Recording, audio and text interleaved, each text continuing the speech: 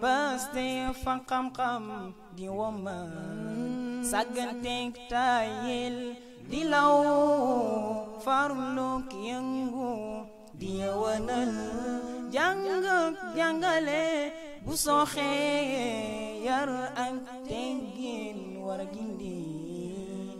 Alhamdulillah wassalatu wassalamu ala rasulillah rabbi shrah li sadri wa yassir li amri wahlul uqdatan min lisani yafqahu qawli. Assalamu alaikum wa rahmatullahi ta'ala wa barakatuh. Chers frères, chères sœurs de l'AMS, c'est Yahya Diop depuis Ziguinchor, psychologue conseiller sociologue.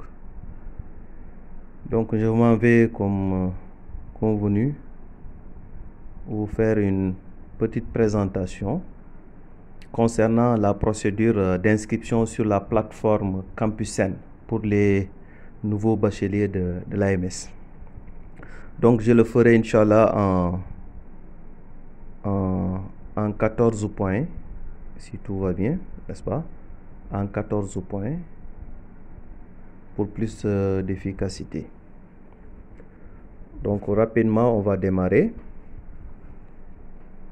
Donc l'inscription sur la plateforme commence d'abord par la création d'une adresse mail dans Google qui s'appelle Gmail, que vous connaissez bien plus que moi. Donc il faut d'abord créer Gmail avec un mot de passe vraiment facile. Ne choisissez pas un mot de passe compliqué et faites tout pour ne pas donner ce mail là à quelqu'un, parce que souvent les nouveaux bacheliers ont des difficultés avec ça. Je rappelle que si vous avez des difficultés avec votre Gmail, changez de Gmail et créez une autre adresse Gmail, donc pour ne pas avoir de problème dans la procédure d'inscription. La deuxième chose, ce qu'il faut faire en numéro 2, c'est de manière globale, avant même de s'inscrire, avoir un projet d'études. Donc ça, je pense que vous l'avez déjà fait. Mais aussi avoir une idée sur les offres de formation dans les différentes universités sénégalaises. Donc là, c'est possible d'avoir cette information-là. Si vous rentrez dans Campusen, là on a mis trouver une formation. Donc si vous cliquez sur trouver une formation, vous avez la possibilité d'introduire votre série et de parcourir un peu les universités sénégalaises et de cliquer pour voir exactement ce que vous pouvez faire dans ces universités-là. Donc là, il y a toutes les informations concernant les filières et l'acceptation des demandes d'inscription dans toutes les filières de l'université sénégalaise. Donc il suffit juste de mettre par exemple L2 ou S2 et de parcourir un peu l'UFR ou la faculté pour avoir ces informations-là.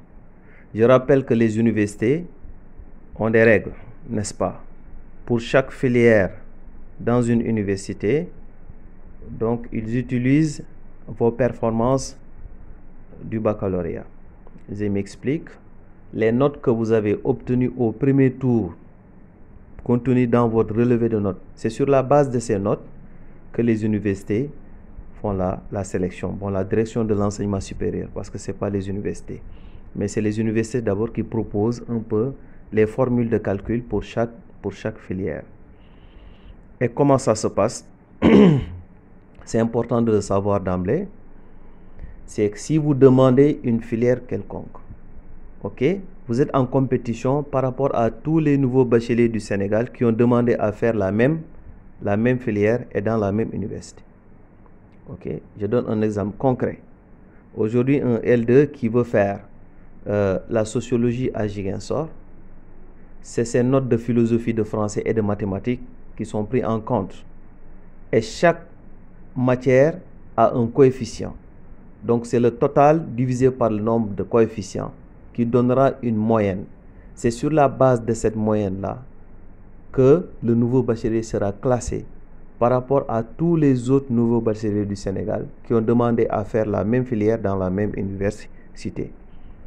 Donc là, c'est le point 2. Le point numéro 3, c'est que vous allez dans le site Campusen. Donc là aussi, ce n'est pas compliqué. Il suffit juste de cliquer, de taper Campusen dans la barre de recherche et la plateforme va s'afficher.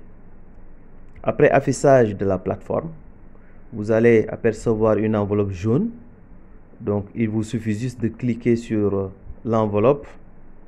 Si vous cliquez sur l'enveloppe jaune, OK, vous introduisez votre numéro de table, OK, et votre date de naissance. Donc là, vraiment, c'est très facile. OK, vous introduisez votre numéro de table et votre date de naissance. Après avoir fait cela, vous cliquez en bas. OK, vous cliquez sur envoyer. Attention, ne faites pas d'erreur. En introduisant votre numéro, il faut introduire le bon numéro et vérifier toujours avant d'envoyer les informations. Sinon, c'est difficile de rectifier. Donc, on met le bon numéro de table, la date de naissance, jour, mois, année. Bien vérifier avant de cliquer sur envoyer. Après avoir cliqué sur envoyer, OK, une nouvelle fenêtre va apparaître. Donc, dans cette fenêtre, c'est des informations très importantes à renseigner, à compléter. OK? Donc, je répète, vous avez introduit votre numéro de table, OK, et votre date de naissance. Vous avez envoyé les informations. Vous êtes toujours dans Campus N. Après envoi, une nouvelle fenêtre va s'ouvrir. OK? Et vous devez compléter les informations de cette nouvelle fenêtre-là. Nous sommes au point numéro 3. OK?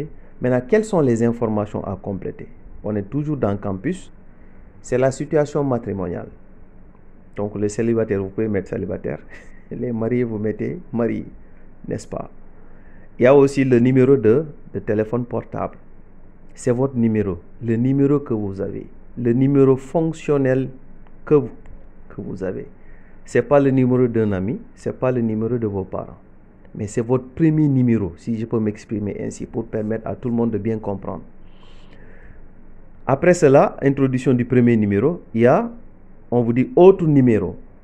Donc, si vous avez 2 puces, vous mettez le second numéro. Ça peut être Tigo, ça peut être Free du moins ou Expresso. Donc, là aussi, c'est permis de mettre ce numéro. Il y a une autre information concernant le numéro de la carte d'identité nationale, CNI. Donc, vous avez les cartes d'identité CEDEAO. Vous tournez derrière, le numéro qui se trouve derrière, c'est l'ancien numéro des anciennes cartes d'identité. OK? Ce n'est pas le numéro CEDEAO qui se trouve devant, c'est pas ça. C'est le numéro qui se trouve derrière, au verso de votre carte nationale d'identité. Donc, vous introduisez ce numéro-là. Il y a l'adresse, c'est l'adresse HLM Padoua, Builders Dakar, ou bien, quartier Niafoulen à Ziguinchor, ou bien quartier Yamatogne à Ziguinchor. Bon, ça c'est, n'est-ce pas? Il y a aussi Medina Gounas, par exemple, de Tambacounda. Ça dépend de vous, n'est-ce pas? Si vous habitez Tamba, vous mettez quartier tel, Tamba. Bon, là, c'est pas compliqué. Une autre information à compléter, c'est votre adresse mail. Donc, le Gmail que vous avez créé, donc vous copiez, vous collez l'adresse mail que vous avez créée dans Google, dans Gmail. OK? Après, ils vont vous poser 3 questions. Disposez-vous d'un ordinateur? Disposez-vous d'une tablette? OK? Donc là, mettez non. Mettez non et avancez, même si vous en disposez. OK? Après, on vous dira, avez-vous un handicap particulier? Bon, là, vous mentionnez. Selon le type de handicap, vous mentionnez. Là, c'est pas compliqué. Après, une autre information, êtes-vous salarié? Est-ce que vous êtes un professionnel ou un élève? Si vous n'êtes pas professionnel, bon, vous mettez non. Donc là, vraiment, c'est facile. À la fin, le point numéro 4. Avant d'enregistrer, s'il vous plaît, vérifiez minutieusement toutes les informations introduites. Je répète, avant d'enregistrer ces informations, veuillez, s'il vous plaît, vérifier minutieusement les informations introduites. Si vous faites une erreur sur votre numéro de téléphone, le reste de la procédure, vous allez rencontrer des difficultés.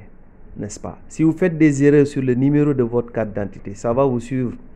Parce qu'en réalité, même au niveau de la direction des bourses, c'est ce numéro-là que la direction des bourses va utiliser. Donc, attention au numéro de téléphone, attention au numéro de la carte d'identité, attention encore à l'adresse Gmail que vous allez introduire.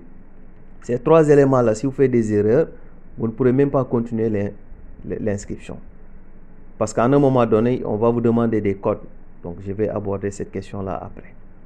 N'est-ce pas? Après, vous enregistrez. Donc, le point 4, vous cliquez sur enregistrer, vous entrez. Après cela, le point numéro 5, la plateforme vous écrit une petite phrase en bas. Un email vous sera envoyé dans les 24 heures à l'adresse suivante. Ok, tel, c'est votre adresse mail. Veuillez consulter votre boîte email pour récupérer vos identifiants d'accès au compte. Cela veut dire quoi? La plateforme va vous envoyer un lien dans votre Gmail. N'est-ce pas? La plateforme va vous envoyer un lien dans votre Gmail. Qu'est-ce qu'il faut faire maintenant? Vous allez dans votre Gmail. Donc, ne fermez pas la plateforme Campusen. Ouvrez directement votre Gmail à côté et vérifiez est-ce que vous avez reçu un mail. Si vous voyez mail Campusen au majuscule, ça veut dire que c'est la plateforme qui vous a envoyé ce mail. Qu'est-ce qu'il faut faire? Il faut juste cliquer sur le lien. Le lien, c'est en bleu. Donc, c'est beaucoup d'écriture un peu compliqué, mais c'est en bleu. OK? C'est 1 ligne et demie. Donc, il suffit juste de cliquer sur le lien que Campusen vous a envoyé dans votre adresse Gmail. Une autre fenêtre va s'ouvrir. OK? Une autre fenêtre de Campusen va s'ouvrir et va vous demander d'introduire les mêmes informations qu'on avait auparavant effectuées. Cela veut dire le numéro de table et la date de naissance. Vous introduisez le numéro de table et la date de naissance. Après, vous envoyez. Après avoir cliqué sur envoyer, Campusen va vous faire une petite notification en bas en vous signifiant que vous allez recevoir un mail concernant les informations de votre compte. Le compte, c'est quoi? C'est l'identifiant et le mot de passe. Donc, Campusen vient de vous envoyer un second message ou dans votre compte Gmail. N'est-ce pas? On est d'accord. Dans votre compte Gmail. Mais Campusen va mentionner que vous allez recevoir ce message-là dans 24 heures. Mais vous pouvez le recevoir dans 2 minutes, dans 5 minutes, dans 30 minutes, dans 2 heures de temps, dans 5 heures de temps, dans 24 heures. De toutes les façons, vous allez recevoir le message. Allez-y directement dans votre Gmail et patientez et attendez que le deuxième message de Campusen s'affiche. Donc là, soyez un peu patient, ne soyez pas paniqués. OK? Donc pour d'aucuns, le message est automatique, mais pour d'autres, ça peut prendre un peu de temps. OK? Souvent, vous avez vos smartphones. Donc si vous voyez numéro 2 dans votre messagerie Gmail, si vous voyez numéro 2 Campusen, ça veut dire que vous avez reçu le message relatif à votre INE et à votre mot de passe. Le INE signifie quoi? Le INE, c'est Identifiant national de l'étudiant. Le mot de passe, comme vous le savez, c'est un mot de passe qui vous permet maintenant d'accéder à votre compte Campusen. Donc, au point numéro 6. Donc, on récupère le INE et le mot de passe. Où est-ce qu'on peut récupérer ça? Dans notre compte Gmail. Après avoir fait cela, vous retournez à Campusen. Point numéro 7. Donc, on retourne à Campusen. OK? Vous copiez le INE que Campusen vous a envoyé. Attention, en faisant la copie, il ne faut pas copier les 2 points qui se trouvent à côté. Vous n'avez même pas besoin de recopier. Vous copiez seulement et vous collez. Vous allez dans la plateforme Campusen. OK? Deuxième rubrique, mon compte. Si vous cliquez sur mon compte, vous allez apercevoir accéder à mon compte, numéro INE, mot de passe. Vous mettez les deux informations pour vous connecter. N'est-ce pas? Donc là, c'est pas compliqué. OK? Vous mettez les deux informations, vous vous connectez. Ce qui est plus facile, c'est de copier les informations dans Gmail et de les coller directement. Parce que souvent avec Campusen, ils donnent des mots de passe très bizarres. Et souvent, si vous recopiez, vous pouvez faire des erreurs.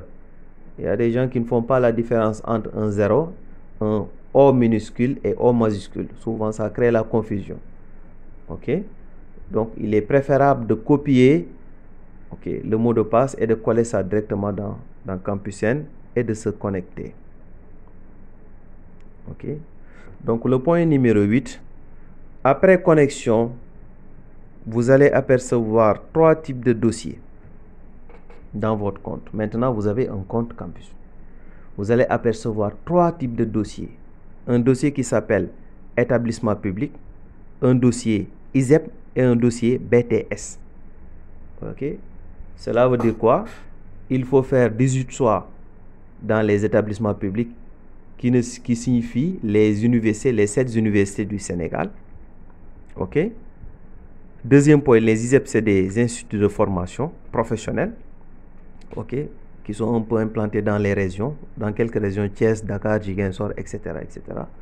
Les BTS aussi, ce sont des formations professionnelles. Si on vous dit BTS, c'est Bac plus 2 ans de formation. Ça peut être en comptabilité gestion, ça peut être en télécommunication, etc., en génie civil, etc., en mécanique, électromécanique. Donc, il y a une pluralité de BTS. Donc, cette année-ci, l'État du Sénégal n'a pas permis aux nouveaux bacheliers de s'inscrire dans les établissements privés, comme l'année passée. Hein?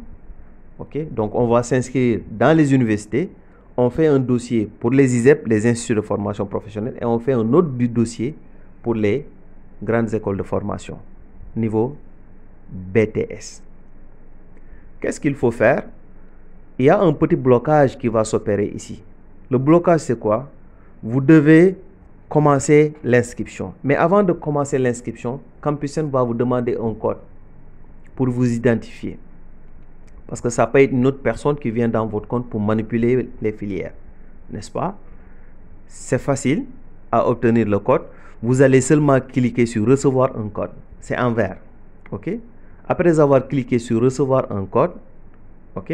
Automatiquement, c'est instantané, Google vous envoie un code dans votre messagerie, votre portable. Donc, le premier numéro que vous aviez introduit au moment de l'inscription, OK? C'est vers ce numéro que Google va vous envoyer un code de 5 chiffres. Donc, c'est facile. Il suffit juste d'aller aux messageries. Vous ouvrez le message et vous récupérez le code et vous renseignez la cellule correspondante. Après, vous cliquez. Maintenant, si vous cliquez, vous avez accès maintenant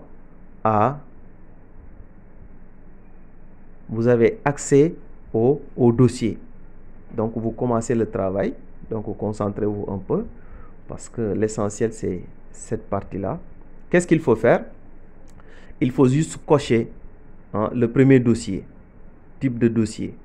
OK? Vous cochez le premier dossier qui correspond aux universités sénégalaises. OK?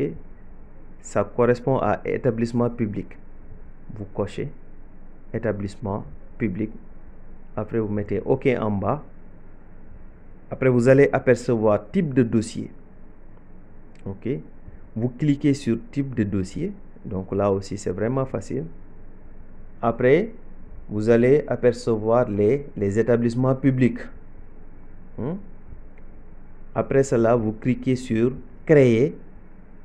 Après avoir cliqué sur créer, vous cliquez sur choisir les filières. Et après avoir cliqué sur choisir les filières, vous allez aussi cliquer sur établissement éligible. Les établissements éligibles ne sont rien d'autre que les universités sénégalaises. C'est l'université Cheikh Anta Diop de Dakar, l'université de Saint-Louis, de Bambey, de Thiès, de Ziguinchor et l'université virtuelle. OK? Après cela, vous allez cliquer sur suivant. Si vous cliquez sur suivant, toutes les universités, les 7 universités vont s'afficher. Après affichage des 7 universités, vous allez juste cliquer pour choisir les filières qui vous intéressent. Si c'est une série L2, pour chaque université, toutes les filières que vous pouvez fréquenter vont s'afficher. Maintenant, c'est à vous de faire les choix. Okay? Si vous rentrez à Saint-Louis, par exemple, avec un L2, vous allez apercevoir français, je ne sais pas, géographie, communication, droit, Sciences Po, etc., etc. Maintenant, vous opérez vos choix. Donc, il suffit de cliquer et de choisir, n'est-ce pas? Donc, vous le faites pour les 6 universités. Si vous voulez, vous pouvez ne pas choisir l'université virtuelle si vous le désirez. Vous n'êtes pas obligé. OK? Vous n'êtes pas obligé de choisir l'université virtuelle. Mais l'université virtuelle aussi, depuis quelques années quand même, il y a beaucoup d'améliorations. Moi, je connais beaucoup d'étudiants qui ont eu leur master, d'autres qui ont eu leur licence. OK? Maintenant, c'est à vous de choisir. Vous êtes libre de choisir les filières qui vous intéressent. Mais si vous n'atteignez pas les 18, vous ne pourrez pas valider en bas. Donc, faites doucement et prenez tout votre temps et choisissez les filières. Comment savoir si vous avez une chance d'être accepté dans cette filière-là? C'est après avoir cliqué, je prends l'exemple de l'Université Gaston Berger de Saint-Louis. Si vous cliquez sur Sociologie, à côté de Sociologie va apparaître une petite case qui s'appelle Détail de la formation. Si vous cliquez sur Détail de la formation, vous avez exactement la moyenne que vous avez obtenue après calcul. OK? Je l'avais expliqué précédemment. OK? Donc, vous cliquez pour avoir une idée de la moyenne que vous avez obtenue pour cette filière. Parce que c'est un classement national. OK? Si vous avez 12 de moyenne, c'est bien. Si vous avez 10, c'est bien. Si vous avez 14, c'est encore mieux. Mais si vous avez 6 de moyenne, donc là, je vous conseille vraiment de changer. Parce qu'avec 6 de moyenne, 7 de moyenne, 8 de moyenne, vous n'avez pas une chance d'être orienté en sociologie. N'est-ce pas? Donc, je vous montre seulement là la technique. OK? Donc, c'est comme ça qu'il faut procéder pour avoir les informations concernant chaque filière choisie. OK? Si vous faites tout cela, après, vous cliquez sur en bas valider. Vous cliquez sur valider. OK? Si vous validez, ou bien, je m'excuse, vous enregistrez. Après enregistrement, donc la plateforme vous permet d'ordonner vos choix par priorité. D'ordonner vos choix par priorité. OK? Donc, vous pouvez glisser. Donc, le choix numéro 18, vous pouvez glisser, déplacer le choix numéro 18, l'amener à la position numéro 1 ou 2. Comme vous pouvez faire descendre les choix qui sont en haut. Donc, c'est des lignes qui peuvent bouger. Vous cliquez seulement, vous faites glisser. Vous cliquez à fond et vous faites glisser. Donc, vous avez la possibilité d'arranger, selon vos convenances, les filières, les 18 filières que vous avez choisies. Donc, prenez tout votre temps et arrangez. OK? Vous pouvez arranger, le premier choix peut être Dakar, deuxième choix Ziguinchor, troisième choix Saint-Louis, quatrième choix Ziguinchor, cinquième choix Bambey, sixième choix virtuel. Ça dépend de vous. Mais c'est possible de faire glisser les choix et de tenir compte des localités et de tenir compte de la formation. OK? Après avoir fait tout cela, vous cliquez sur valider. Vous allez apercevoir un petit message qui vous dit: êtes-vous sûr d'avoir bien classé vos choix? Vous dites oui, je confirme. Vous validez. Après validation, l'inscription est terminée. Vous allez recevoir un récépissé. Tant que vous ne voyez pas ce récépissé, ça veut dire que vous n'avez pas terminé l'inscription.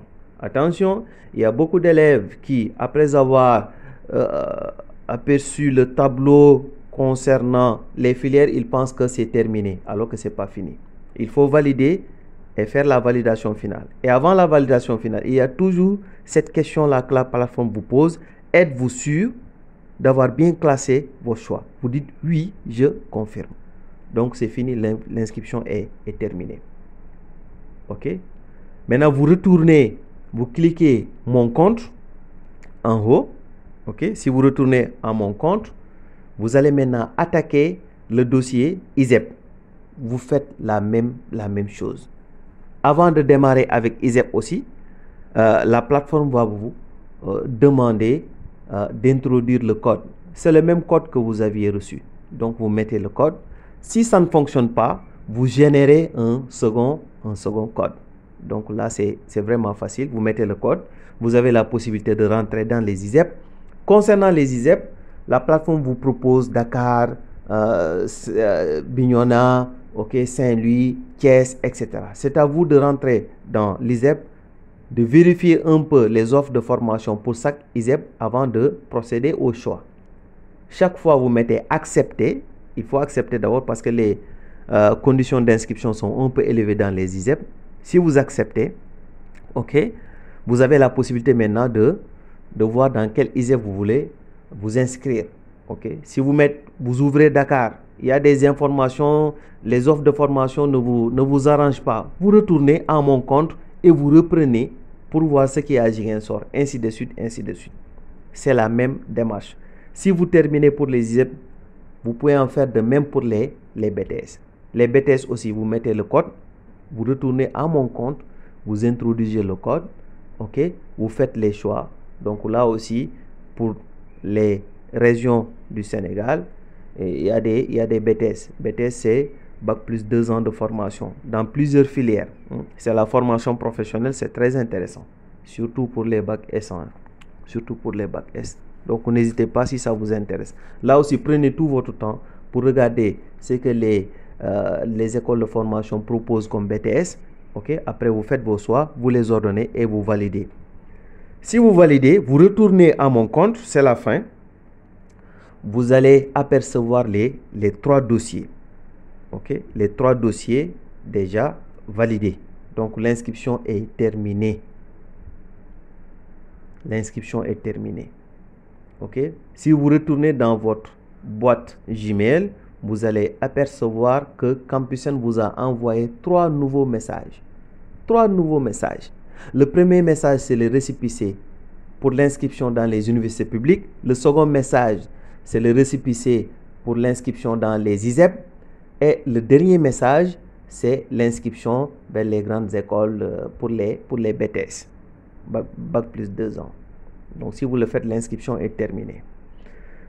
Dernière information, ou bien avant-dernière information, c'est qu'à tout moment, vous pouvez supprimer ce que vous avez fait et reprendre. Le point numéro 10. À tout moment, vous pouvez tout reprendre. Qu'est-ce qu'il faut faire? C'est de récupérer le INE et le mot de passe, retourner dans Campusen, mais Campusen va vous demander toujours un code.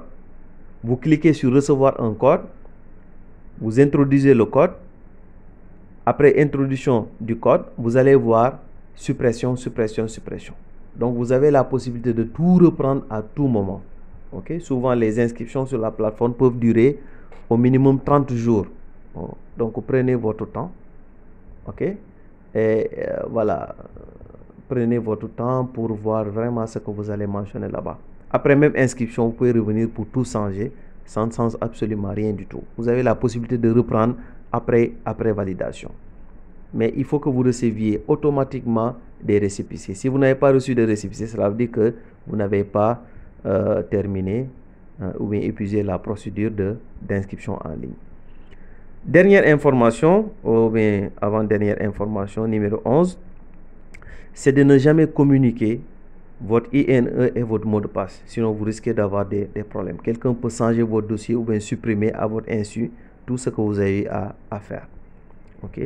Donc, c'est ce que j'avais à vous conseiller. De toutes les façons, prenez votre temps. Ne soyez pas pressés. Tout le monde va s'inscrire. Chaque année, c'est comme ça.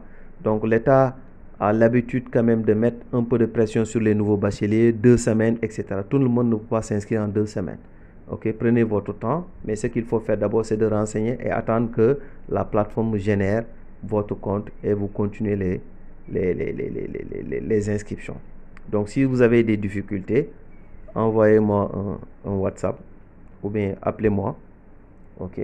Je vais essayer de vous coacher à distance. Donc, c'est ce que j'avais à dire. Assalamu alaikum wa rahmatullahi ta'ala wa barakatuh.